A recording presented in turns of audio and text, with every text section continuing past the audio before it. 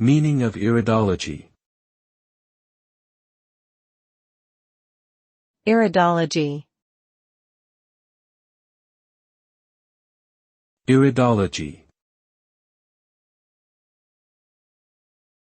Iridology.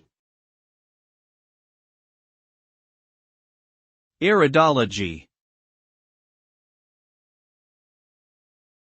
Iridology is a non-invasive diagnostic technique that involves examining the iris of the eye to determine information about a person's health status.